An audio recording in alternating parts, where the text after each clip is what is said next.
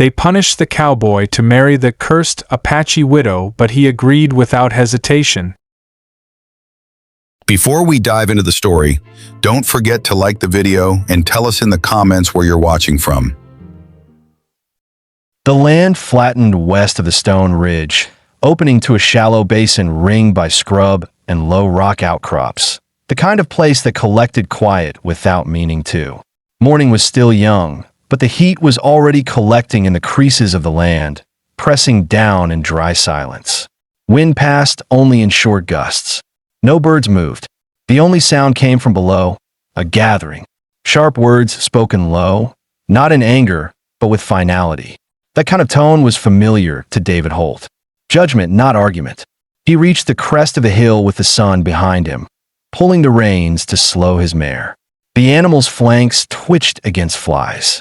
David adjusted his grip and stood still, not out of hesitation, but because what he saw required a moment to read. There were at least 20 Apache gathered in the clearing. Some stood in small groups, others apart. No weapons drawn. No celebration either. In the center, a woman had been tied upright to a cedar post hammered into the earth. Her arms pulled back and bound. She wasn't struggling. She wasn't crying. Her head was held up. Her shoulders were tense, not proud, just locked in place like she didn't want to give them the satisfaction of seeing her bend. David didn't know her. He didn't know what she'd done or why they were doing this, but the shape of it felt wrong. He stayed on the ridge for a minute more. Watched how no one approached her, not even the women. One child pointed until his mother pulled him back by the collar. There was a space around her, like someone had drawn a circle no one wanted to step inside. That told him more than the post did. He mounted again and rode slow into the basin. He wasn't invited, but he moved like a man who didn't ask for permission. The air grew heavier the closer he got. A few heads turned, but no one spoke. When he dismounted, he kept the reins loose in one hand and scanned the group carefully. 3 men stood closest to the woman. One held a rope. David walked forward without quickening, stopped a few paces from the post, and looked at the man with the rope. "She yours?" The man blinked, confused, maybe offended. He looked toward the elders before answering. "She belongs to Death," another voice said. David turned his head slightly. An older man had stepped forward from the main group, not dressed in anything ceremonial, just plain buckskin and worn boots. His face was flat, unreadable. His tone calm. "She brought sickness. First her husband, then both sons. All died in a year. Then the midwife that touched her. Then the boy born under her shadow. She's not accused of action. She's accused of presence." David kept his eyes on the man, but didn't answer. He looked at the woman. Her breathing was shallow, but controlled. Her cheek was swollen, red high along the bone. Her eyes met his briefly. She didn't ask for help. She didn't look down. The elder continued. "She cannot stay. We sent her out. The post is not paying. It is marking, so all know what she carries." David looked back to the rope. "Untie her." The man holding it stiffened. So did a few others. One reached toward something at his hip, stopped halfway. "I won't ask twice," David said. "Not here to fight, but I won't ride on by this either." The elder narrowed his eyes. "You interfere. You take her." David didn't flinch. "You marry her. You take her far from here. You do not return. That is the judgment now." There was a beat of silence. David turned to the woman again. Her expression hadn't changed. Her jaw was tight, her wrists raw. "I didn't come here to find a wife," he said, "but I won't leave someone tied to wood like an animal." The elder didn't nod.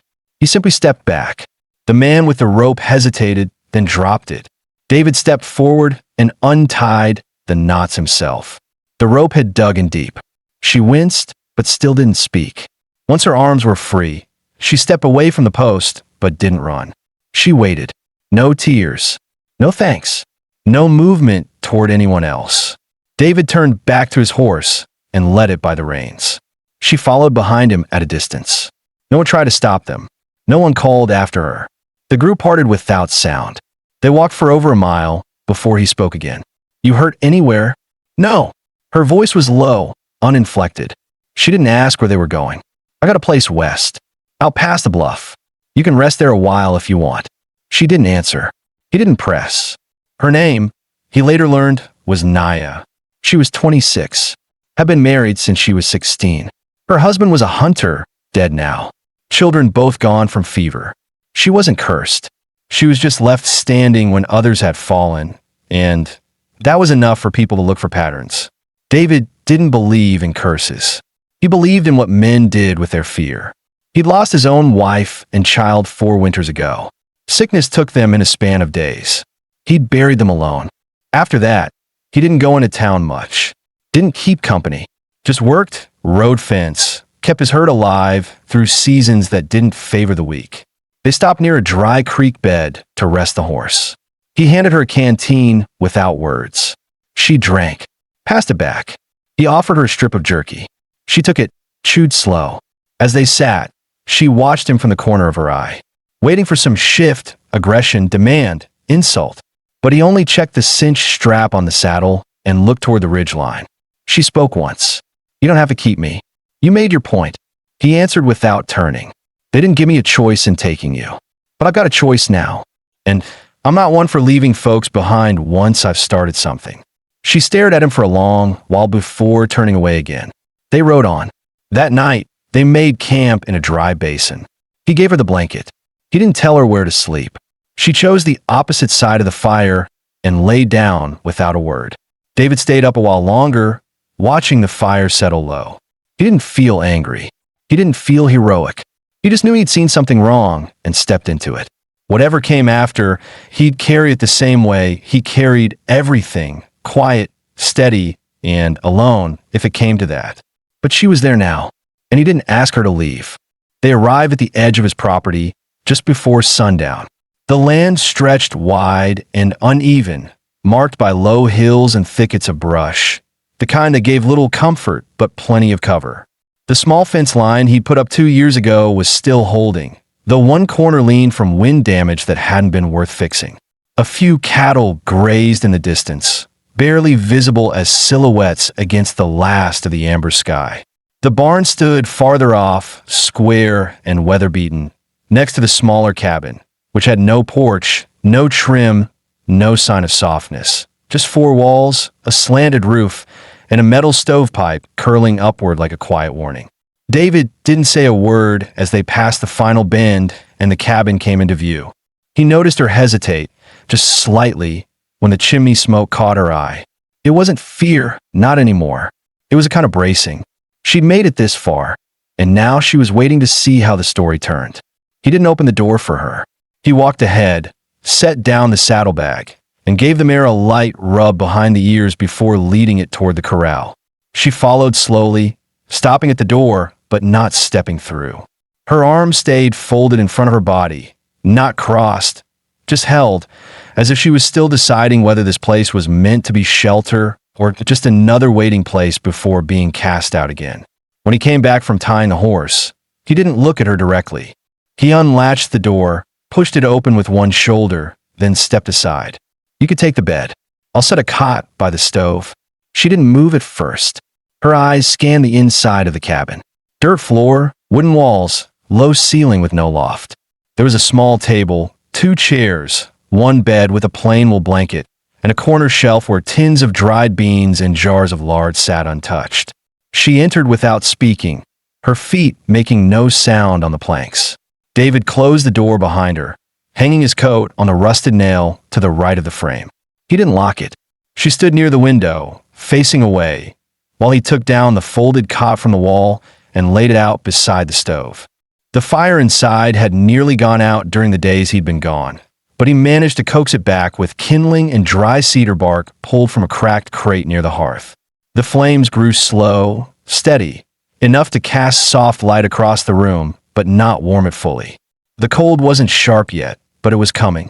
He could feel it in the way the boards creaked tighter underfoot. "I'll cook," he said after a minute. "Won't be much. Beans and cornmeal. Got some dried apples if you're hungry." She turned toward him slightly, her face unreadable, her hands no longer gripping her arms. "That's fine." He filled a small pot with water from the bucket near the door, set on the stove, and began moving without rush, not explaining what he was doing. She didn't ask. She sat down at the table, straight-backed, hands folded in her lap. The fire made her skin look darker in the glow, her face leaner. Her braid had loosened, strands of hair falling across her neck. He noticed the red along her wrists where the rope had been, raw in spots where the skin had broken. He didn't mention it. She didn't hide it. While the food warmed, she looked around the cabin again. Nothing on the walls. No photographs. No keepsakes. The shelves were clean, organized, empty of anything sentimental. There was no sign of anyone else ever living there. And there hadn't been, not since his wife and daughter passed. This place had been built after, as a way to keep busy, to survive, not to remember. He set a tin plate in front of her, then one for himself. They ate in silence, not out of discomfort, but because neither one of them had anything that needed saying yet. The kind of silence that had no weight, just space. When they finished, she rose and rinsed her plate in the basin, dried it with the cloth he'd left nearby, and returned it to the shelf without waiting for direction. He noted the way she moved, efficient, deliberate. She didn't ask where things went, just chose the most logical spot and left it there. He appreciated that. He finished his plate slower, stood, and placed it next to hers. As he cleaned up, she approached the bed and ran a hand over the blanket. She didn't remove her shoes. She didn't sit down yet. "Is this really what you want?" she asked, voice low. David looked up. "No, it's just what is." She held his eyes a moment longer, then nodded once. Not out of agreement, but understanding. She laid down on top of the covers without removing her belt or loosening her braid. Her eyes stayed open, fixed on the ceiling. He didn't say goodnight. He didn't move toward her. He folded his coat as a pillow, sat down on the cot, and leaned his back against the wall. The fire flickered soft shadows across the boards. A long time passed before either of them shifted. When he finally did, it was only to bank the stove. "You safe here," he said, not turning around. "Whatever you think's coming, it ain't from me." He heard her exhale, not quite a sigh. "People say I bring death. People said a lot of things about me once too." That was all. She closed her eyes. He kept watch until the fire dimmed. Sleep didn't come easy, but when it did, it came without dreams. For both of them. The next morning broke cold and clear, the wind cutting across the open ground with no trees to slow it. A coyote's call echoed, faint before fading into silence. No smoke rose yet from the stovepipe. The sky was pale and empty. The world felt too still, like it hadn't yet decided to begin. David had been up since before the light changed. He didn't sleep much, not since the illness took his wife and daughter. What he got instead were short spells, rest without peace. He'd sat on the cot for a while, boots already on, coat shrugged over his shoulders, watching the orange flicker behind the stove door fade and glow in turns. He listened to the creaks of the boards when the wind pressed on the walls. That told him the cabin would hold another season, but no longer without repairs. He moved slowly, letting the morning unfold as it pleased. He didn't rattle pans or strike up a fire yet. He just stepped outside, careful not to wake her. The door latch stuck, same as it always had, and he pushed it firm before it gave way with a soft clunk. Outside, the air bit sharper than expected. He scanned a fence line to the east, where the lowest post sagged farther now. One of the calves had wandered too close last night. Small tracks in the dirt told him that. Nothing stolen, though. That was good. He tugged his gloves tighter and moved toward the barn. He worked without noise. Fed the horse, checked the feed sacks, ran his fingers along the bridle leather to see where it'd need mending. The stillness suited him. Always had. The only difference now was that the stillness wasn't his alone anymore. When he returned to the cabin, she was standing at the table, fully dressed, boots on, her hair retied. Her eyes met his, then moved away. The blanket on the bed had been folded neatly, the cot untouched. "You hungry?" he asked. She nodded once. He built the fire back up, poured water into the dented tin pot, and set it to boil. They didn't speak.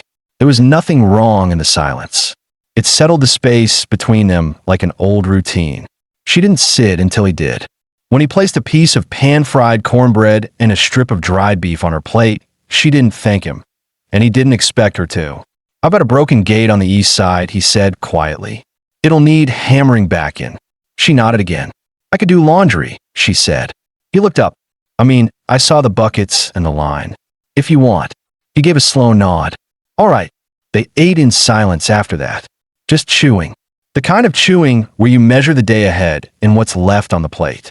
She moved fast after breakfast, collected the wash buckets without asking where he kept them, found the soap tucked in a tin behind the stove, and filled one with the last of the well water from the barrel. He caught her glancing once at the old tin basin near the door, where his late wife had once washed her child's clothes. She didn't ask. She carried the bucket out to the back, arms steady, expression flat. David watched her go, then grabbed his coat and tools, heading the opposite way. It was better like that. The gate repair took the better part of an hour. The hinge wasn't just bent, it was cracked near the pin. He used a spare strap from the shed to reinforce it. Hammered a fresh nail where the post had split low. His hands worked steady, no wasted motion. When he returned, she was kneeling by the line, pinning shirts with her arms bare, sleeves rolled up past the elbow. Wet clothes clung heavy to the twine, sagging toward the dirt. Her hands were red from cold, raw at the knuckles. He saw her flinch once, just slightly, as she squeezed out a pair of his trousers. She didn't stop. "You don't have to do all that in one go," he said. She didn't look up. "I'd rather finish than sit." He understood that. He stepped away, headed to the barn. There were 2 traps to check before noon. Coyote signs had been fresh the week before, and he'd set them near the north draw. He saddled the mare and mounted, not saying goodbye. She didn't ask where he was headed, but as he passed the cabin again, he saw she'd turned slightly, her eyes following him until the trees took him out of sight. The traps were both empty, but the signs were newer. Prints in the dirt showed a pair, not just one. He needed to set another along the game path, farther up the slope. As he worked, his thoughts kept drifting, not in full ideas, but in half notions, images. Her hands scrubbing fabric against the washboard. The way she moved with speed, not fear. The way she didn't speak unless there was need. He'd known plenty of women in town who talked just a close distance. Nia didn't. She wasn't trying to be understood. She was trying not to be seen too much at once. He returned past midday, boots dusty, rifle slung across his back. The cabin door was ajar, and the smoke from the chimney thinner than it should have been. Inside, he found her standing near the shelf, wiping down the jars. "You didn't have to do that," he said. "You said that before." This time she looked at him directly. "I know what people think, that I bring death. I know the signs to look for. When a man feeds you, he either wants to own you or save you. But you haven't done either yet." David didn't move. He watched her hands. "I don't need saving," she said, "and I won't break. If you're waiting for either, you'll be waiting a long time." "I'm not waiting," he said. "I just work. That's all I know how to do." She looked away, nodded once, then stepped outside without a word. He let out a slow breath, unsure what it meant, but it didn't feel wrong. That afternoon, they worked side by side without planning it. She hauled the kindling from the woodpile, stacked it under the porch overhang. He split logs from the pile, near the corral. At one point their hands brushed near the axe handle. Neither pulled back fast, but neither lingered. By dusk, they had finished every chore that could be done before dark. Inside, the stove crackled again, and the smell of beans simmering filled the cabin. She stirred while he laid out the plates. "You ever live out this far before?" he asked, watching the pot bubble. "No. You worry?" She paused. "No more than usual." They sat, bowls warm in their hands. The fire popped once, sending sparks against the grate. "I don't expect thanks," David said. "You don't owe me anything." She glanced at him, eyes sharp. "And you don't owe me patience." He nodded. "Then we're even," she said. He half smiled for the first time in days. That night, they said nothing more. She took the bed again, without hesitation this time. He pulled the cot closer to the stove. The wind picked up around midnight, rattling the boards slightly, but neither of them moved. When he woke briefly to adjust the fire, he looked over and saw her still asleep. Face soft, one arm curled beneath the blanket, hair loose across the pillow. He sat for a long moment before laying back down. There was no plan for tomorrow, but there didn't need to be one. Routine would come. Survival always built it whether you meant to or not. And for now, she hadn't left. That was enough. The morning came overcast, with low clouds sagging like wool against the sky. Wind pushed through the valley harder than the day before, sweeping grit across the yard and making the woodpile lean. Inside the cabin, the fire had